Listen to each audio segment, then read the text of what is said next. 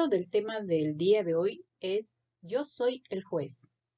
Cuando Dios, a través del apóstol Pablo, describía las características de las personas que se mencionan en Romanos 1, 29 al 32, que estudiamos la semana pasada, vemos a un Dios que ve el alma, sus intenciones e inclinaciones, y los resultados que se tendrán por vivir de esa manera. Nosotros somos tan limitados que podemos tener una impresión de alguien, pero no podemos conocer el verdadero corazón de la persona, pero sí podemos ver los resultados que se evidencian a través de sus hechos. Y justamente hay tres frases que hablan de los hechos de las personas, ¿no? Vamos a verlas. Dice, lo que haces habla tan fuerte que no se escucha lo que dices, ¿no? Entonces sus acciones son más fuertes que lo que uno dice. Tú eres lo que haces, no lo que dices. Por eso lo que haces, eso eres. Y la otra frase también es, el que habla mucho, poco hace. A veces podemos hablar muchas cosas, pero los hechos evidencian lo que realmente somos. Y a través de la Biblia nosotros podemos ver algunos ejemplos donde el Señor Jesús nos hace ver que Él sí conoce el alma de las personas, ¿no? Y acá, por ejemplo, tenemos a la mujer samaritana, ¿no? En Juan 4, 16 al 17, Jesús le dijo, no tienes esposo porque has tenido 5 esposos y ni siquiera estás casada con el hombre con el que ahora vives, ¿no? Evidenciando cuál era la vida de ella, ¿no? Y también el Señor habla de las intenciones de los fariseos porque ellos querían probar a Jesús muchas veces. Y dice la historia que ellos le trajeron a una mujer sorprendida en adulterio, que en la ley de Moisés enseñaban que ese tipo de personas tenían que ser apedreadas. Entonces le preguntan, ¿tú qué dices? ¿No? Y lo hacían para probar a Jesús. Y Jesús les respondió, el que de vosotros esté sin pecado, sea el que tire la primera piedra. Y todos comenzaron a irse poco a poco porque todos tenemos pecados, ¿no? Y nadie puede juzgar a nadie y por eso es que Jesús les plantea esto porque conocía el corazón de los fariseos. También vemos la intención de Judas y el Señor le dice lo siguiente, con un beso me traicionas. Y Jesús ya sabía quién le iba a traicionar, ¿no? A pesar de que los discípulos, ninguno se había dado cuenta que Judas era el traicionero. Dios conoce la intención y el obrar de Satanás. Y se acuerdan cuando Jesús fue tentado, ¿no? Y Satanás quería mostrarle los dominios de la tierra para que Jesús lo adore. Jesús le respondió, porque sabe cuál es la intención, ¿no? De Satanás. Escrito está, al Señor tu Dios adorarás. Haciendo un paréntesis, por ejemplo, me llamaba mucho la atención que como Dios conoce la característica de los animales y nosotros no logramos ver qué cosa es lo que piensa, si es que piensan, porque lo que sé es de que, por ejemplo, el animalito, el demonio de Tasmania, que es un animalito creo que australiano, dice, ¿no? Los veterinarios mencionan que tienen el cerebro del tamaño de un frijol, por eso es que se enoja de todo, ¿no? Y nosotros vemos que Dios describe las características de ciertos animales y son así, ¿no? Por ejemplo, describe a la paloma, que es sencilla y mansa, ¿no? Y, por ejemplo, yo le doy alimento a una pareja de cuculís africanos, esos de color canela, que llegan siempre casi a la misma hora, porque toman el puesto del otro para cuidar el huevito que la hembra ha puesto. Y es impresionante que llegan a hacer ese relevo, ¿no? De guardia, digamos así, casi a la misma hora. Y cuando se acostumbran a verte, se acercan porque saben que les das comida y son tranquilas, no te atacan, ¿no? Ellas se hacen notar que están ahí y es hora de su menú. Y ellas saben, ¿no? Que si yo me muevo de mi oficina donde estoy trabajando y me muevo es porque voy a ir a colocarles un poco de alimento. Yo aprendo de ellas, pero la característica que el Señor menciona es que son mansas, ¿no? Son sencillas, ¿no? Y es verdad, son de esa manera, ¿no? Y lo que Dios ha dicho, esa característica, es lo que nosotros podemos ver. Y también veo de que esas palomas son fieles a su pareja, siempre están juntas, ¿no? Y aunque la hembra a veces está más maltratadita, está un poquito regordeta, el palomo se mantiene fiel, ¿no? Se mantiene ahí dándole de comer y de esa manera se comportan.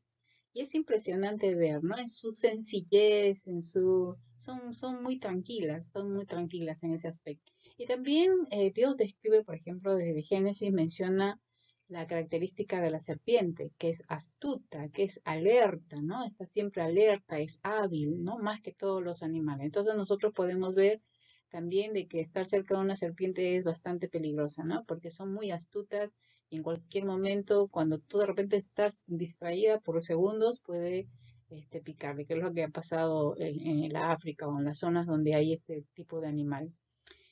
También la palabra nos enseña sobre las hormigas, ¿no? Que son trabajadoras, son incansables, son laboriosas.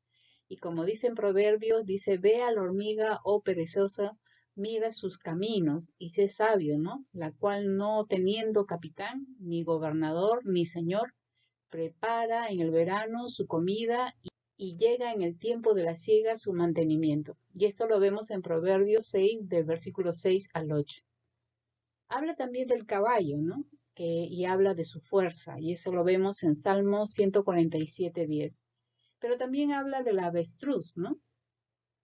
Son polígamas, las hembras no se preocupan mucho por sus huevos. Cuando las avestruces perciben algún peligro, abandonan temporalmente sus huevos o también a sus polluelos. Y en Job 39, 14 al 16 lo describe de esta manera. Porque deja sus huevos a la tierra misma y olvida que algún pie puede aplastarlos. Ella sí trata a sus hijos bruscamente como si no fueran suyos. Entonces vemos acá las características de lo que Dios sí puede ver y nosotros no.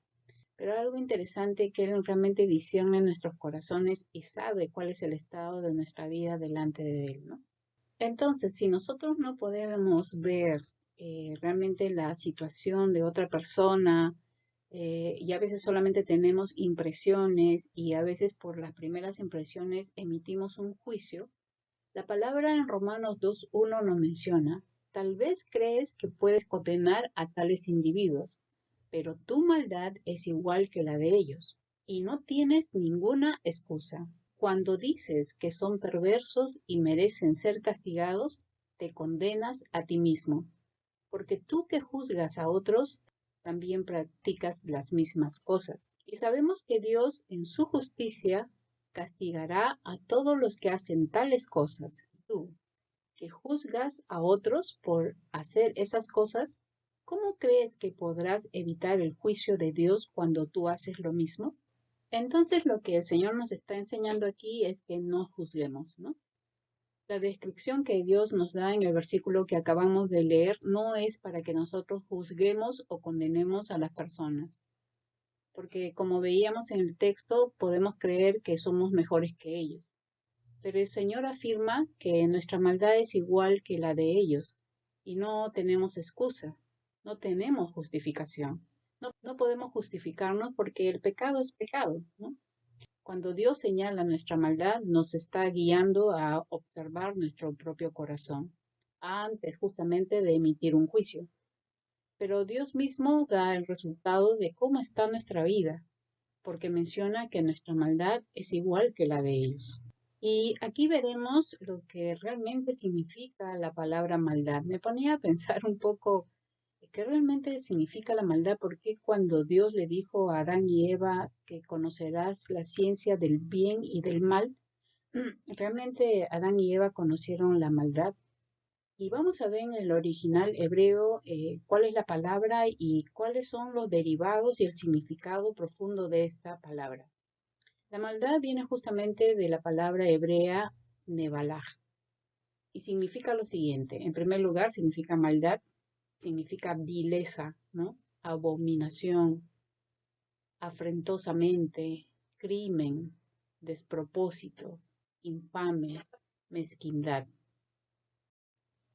La primera letra de Nebalab se llama Nun, y Nun en el hebreo representa una semilla, pero en este caso sería una mala semilla.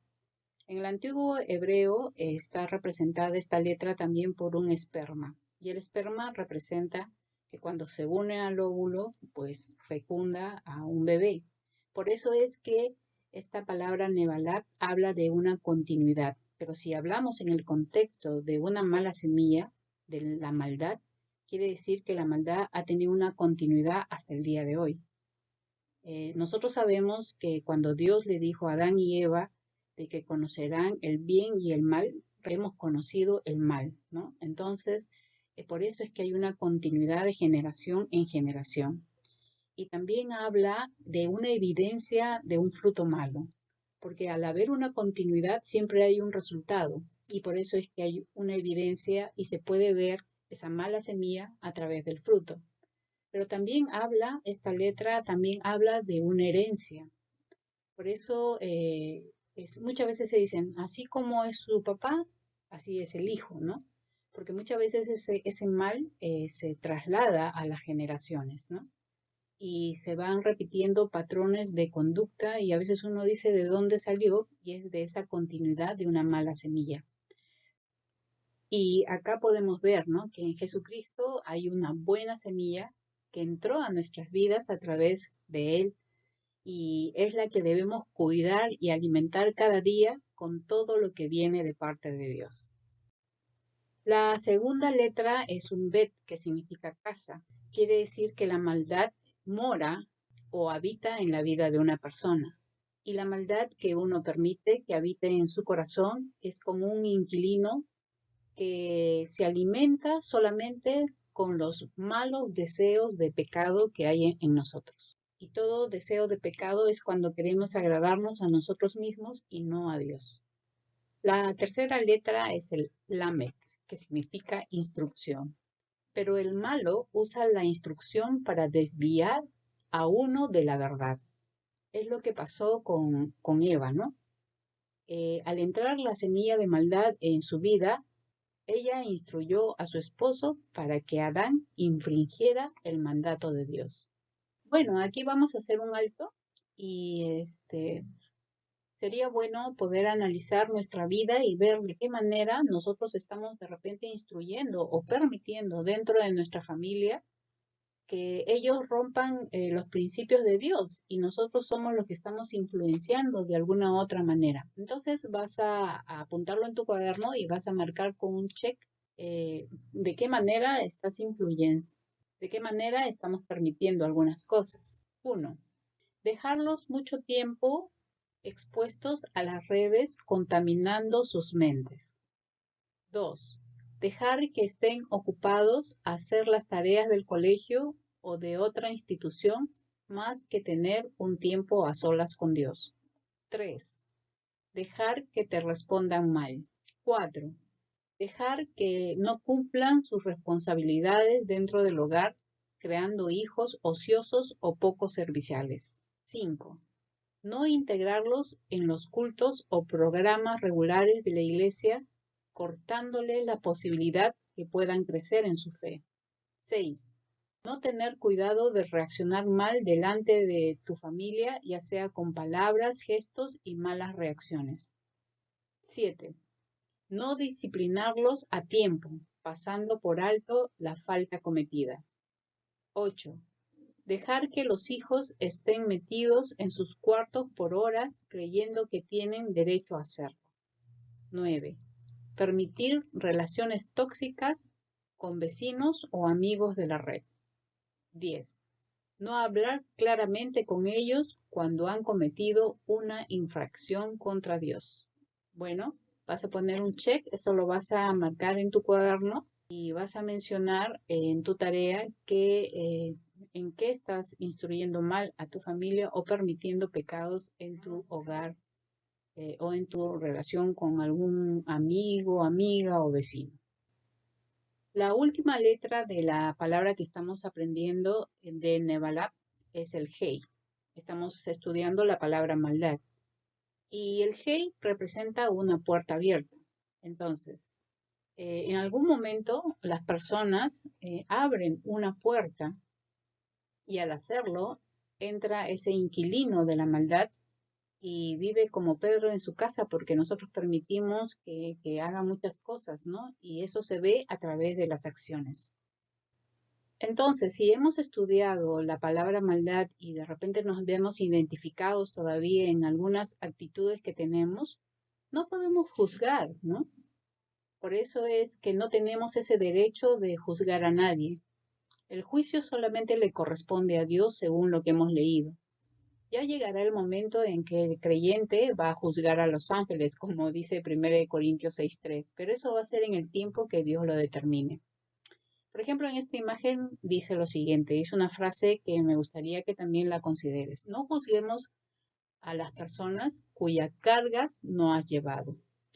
A veces tú no sabes todo lo que ha pasado la persona y estamos criticándole, etcétera, pero tú no sabes cuál es la batalla de cada persona y si de repente no apareció en un lugar o de repente llegó tarde, qué sé yo, y de repente ha mencionado alguna justificación, a veces uno no le cree y emitimos el juicio. El Señor nos dice que no podemos juzgar a nadie, que eso le corresponde solamente a Él. Entonces lo que el Señor nos está instruyendo es que no seamos prontos para emitir un juicio apresurado. Si nosotros juzgamos prontamente, entonces en su momento debido Dios nos juzgará por haber juzgado, es lo que dice el texto. Y sabemos que Dios en su justicia castigará a todos los que hacen tales cosas. Y si continuamos leyendo el texto, acá el Señor nos está dando un jalón de orejas y una linda lección, ¿no? En el versículo 4 dice, ¿no te das cuenta de lo bondadoso, tolerante y paciente que es Dios contigo? ¿No? ¿Acaso eso no significa nada para ti? ¿No ves que la bondad de Dios es para guiarte a que te arrepientas y abandones tu pecado? ¿De qué nos está hablando? Nos está hablando que Él es muy paciente, ¿no? Porque si Él nos enjuiciara en estos momentos, creo que acabaría con toda la raza humana más que el COVID, ¿no? Una de las palabras que vamos a estudiar es su bondad. Y me impresionó mucho poder saber el significado profundo de esta palabra. ¿Y qué es lo que significa bondad en el corazón de Dios? Y bajo esa perspectiva vamos a aprenderlo. Bueno, esta palabra viene del término hebreo tú y representa a una vasija de barro que es llenada por la bondad de Dios. Pero no solamente es para uno, sino que el término significa que Él quiere llenar de su bondad a muchos, ¿no? Y su deseo es llenar todas las vasijas que hay en la tierra, pero lamentablemente mucha gente no se deja llenar de esa manera. Y lo que significa es que Él quiere adornar nuestra vida, trayendo alegría, gozo, júbilo, ese bienestar, ¿no? En conclusión, realmente Él quiere mejorar nuestra vida. Y una de las cosas que Él desea es que su bondad se adhiera a nosotros, que se pegue, ¿no? A veces no has usado tú ese término que dice, uy, que no se te pegue esa mala costumbre. Bueno, aquí el sentido de la bondad de Dios es que se te pegue su bondad y sea parte de tu vida. Y más adelante vamos a hacer una tarea justamente aprendiendo este término de lo que realmente significa bondad. También el texto nos habla de su tolerancia, de su paciencia. Son palabras que se derivan una de la otra. El que es paciente es perseverante en su paciencia. No lo limita con el tiempo. A veces, por ejemplo, las mujeres podemos decir lo siguiente, voy a ser paciente contigo hasta mañana, pero si no haces algo al respecto, atente a las consecuencias, ¿no? Pero no, la tolerancia no tiene límites. La paciencia muchas veces traerá sufrimiento. Dios es un gran ejemplo en esta virtud, porque realmente nos tiene una gran paciencia. Por ejemplo, ¿no? Él espera que se predique el Evangelio y bueno, al paso que vamos, para que alguien se arrepienta, pues es bastante lento, ¿no? Y Él tiene paciencia, ¿no? Si Él no tuviera paciencia con nosotros, creo que hace rato nos hubiese enviado unos rayos del cielo, ¿no? Y cuando nos portamos mal. pero Él tiene misericordia, tiene amor, ¿no? Para con nosotros y tiene también esa paciencia, esa tolerancia con nosotros. Y una de las cosas que siempre, yo también lo he vivido muchas veces, es que Dios siempre nos da la oportunidad de recapacitar y también que pidamos perdón. Entonces, ¿cuál es el propósito que Dios sea bondadoso y paciente con nosotros? El texto lo menciona, que es para guiarnos a arrepentirnos, que haya quebrantamiento de corazón. Si nosotros no nos quebrantamos, si nuestros hijos no se quebrantan, no hay cambio y no avanzamos, ¿no? Muchas veces los chicos o a veces el esposo puede, o nosotros mismos, ¿no? Pedimos perdón porque fuimos atrapados en el pecado, pero no hay un quebrantamiento o un arrepentimiento verdadero. Y por eso es que no se cambian, los patrones siguen, ¿no? Al arrepentirnos, nuestro corazón se va a quebrantar y vamos a abandonar el pecado. Y sigue mencionando en el versículo 7, dará vida eterna a los que siguen haciendo el bien, pues de esa manera demuestran que buscan la gloria, el honor y la inmortalidad que Dios ofrece. Pero derramará su ira y su enojo sobre los que viven para sí mismos, los que se niegan a obedecer la verdad y en cambio viven entregados a la maldad. Habrá aflicción y angustia para todos los que siguen haciendo lo malo, para los judíos primero y también para los gentiles. Pero a pesar de que Dios está mencionando de su bondad y su paciencia, el siguiente texto menciona lo que está pasando en el corazón de estas personas. Pero eres terco y te niegas a arrepentirte y abandonar tu pecado. Por eso vas acumulando un castigo terrible para ti mismo, pues se acerca el día de la ira en el cual se manifestará el justo juicio de Dios. Él juzgará a cada uno según lo que haya hecho.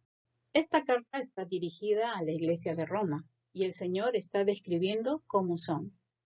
Y no es tan lejos que nosotros también somos así. Habla de la terquedad de su corazón. La terquedad va de la mano con la necedad. El que es terco es tonto, ¿no? Ignorante. El faraón se obstinó en no dejar ir al pueblo de Israel y el Señor mató a todos los primogénitos en la tierra de Egipto. Eso lo vemos nosotros en Éxodo 13:16. ¿Y cómo es el terco? El terco es orgulloso, endurece su corazón y lo lleva a ser infiel al Señor, porque se hace el desentendido de las cosas de Dios. Nosotros podemos ver en 2 de Crónicas 26:16, pero cuando llegó a ser poderoso Usías, también se volvió orgulloso, lo cual resultó en su ruina. Pecó contra el Señor su Dios cuando entró al santuario del templo del Señor y personalmente quemó incienso sobre el altar del incienso. Y bueno, Usías fue famoso porque era muy creativo, hizo muchas cosas, ¿no? Pero esto envaneció su corazón. Y esto le llevó a ser infiel y a hacer cosas contrarias a Dios, ¿no? Así es el orgullo, trabaja de esa manera. Y en Nehemías 9, 16, 17 le dice al pueblo, sin embargo, nuestros antepasados fueron arrogantes y tercos, y no prestaron ninguna atención a tus mandatos. Se negaron a obedecerte y no se acordaron de los milagros que habías hecho a favor de ellos. En cambio, se pusieron tercos y nombraron a un líder para que los llevara de regreso a su esclavitud en Egipto. Pero tú eres Dios de perdón, bondadoso y misericordioso, lento para enojarte y rico en amor inagotable. No los abandonaste. Entonces, muchas veces el orgullo trae todas estas cosas, ¿no? De dureza de corazón, uno se va alejando del Señor. Y también para leerles en Proverbios 1:24, menciona, los llamé muy a menudo, pero no quisieron venir. Les tendí la mano, pero no me hicieron caso. No prestaron atención a mi consejo y rechazaron la corrección que les ofrecí. Al tener un corazón terco y orgulloso, esto los llevó a no querer arrepentirse.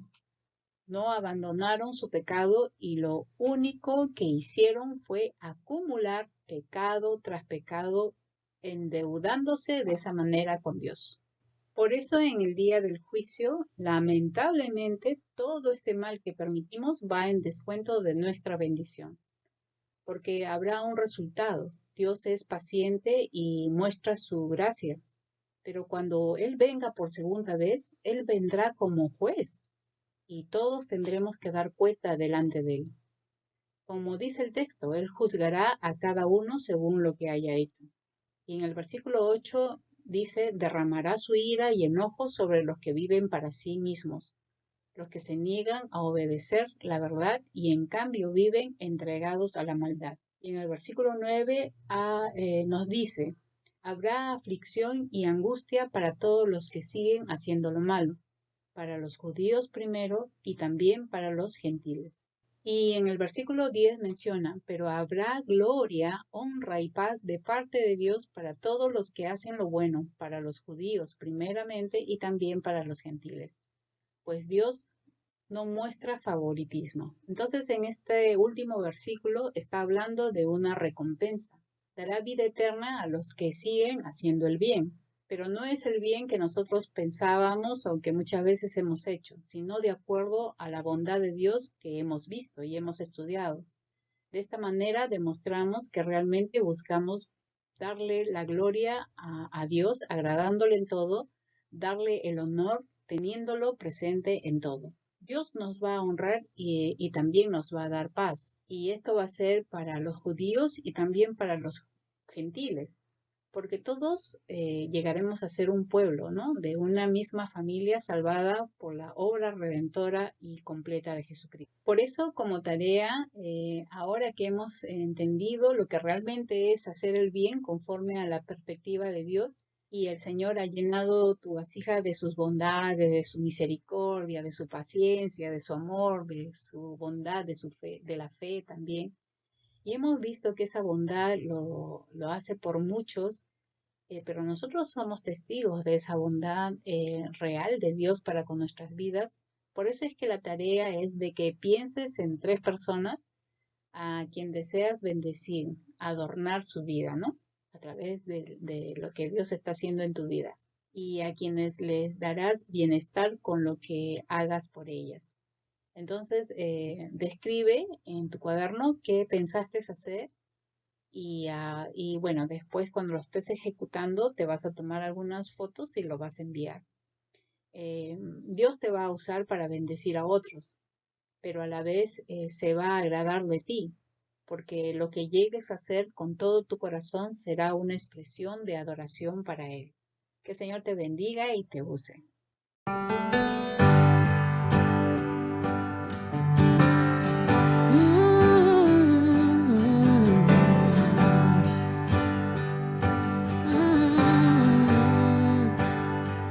Te amo, Dios, oh, tu gracia nunca falla, tu mano siempre ha sido mi sostén. Desde que tú me despiertas hasta el anochecer, cantaré, bueno eres mi Dios. Te amo, Dios, oh, tu gracia nunca falla, tu mano siempre ha sido mi sostén.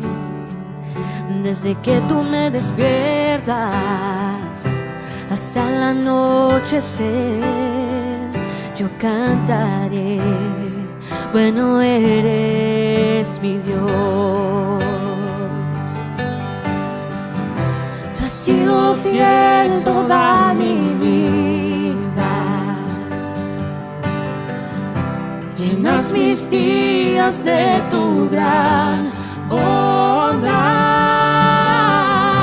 con el aliento que regalas, cantaré, bueno eres mi Dios. Amo tu voz y tú me sacas del fuego en la oscuridad. tú te acercas a mí. Te conozco como Padre y como amigo fiel. Vivo en la bondad de mi Dios. Has sido fiel toda mi vida. Llenas mis días de tu gran bondad. Con el aliento que regalas, cantaré. Bueno eres mi Dios, tú has sido fiel, Tú has sido fiel toda mi vida. Llenas mis días de tu gran bondad. Con el aliento que regalas, cantaré. bueno eres mi Dios, cantaré, cantaré, bueno eres mi Dios, cantaré, bueno eres mi Dios.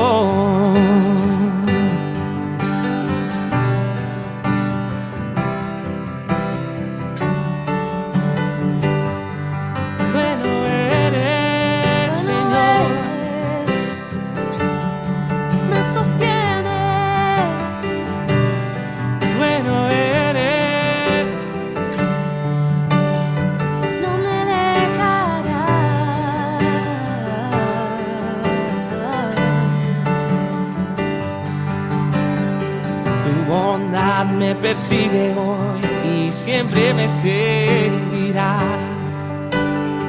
Tu bondad me persigue hoy, siempre me seguirá. Con toda mi vida entregada a ti, rendido estoy, Señor. Tu bondad me persigue hoy, siempre me seguirá.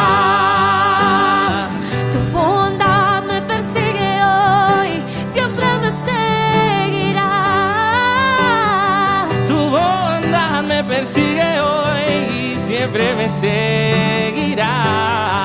Con toda mi vida entregada a ti, rendido estoy, Señor. Tu bondad me persigue hoy, siempre me seguirá. Has sido fiel toda mi vida. Llenas mis días de tu gran bondad. Con el aliento que regalas, cantaré. Bueno eres mi Dios, cantaré, cantaré. Bueno eres mi Dios, cantaré. Bueno eres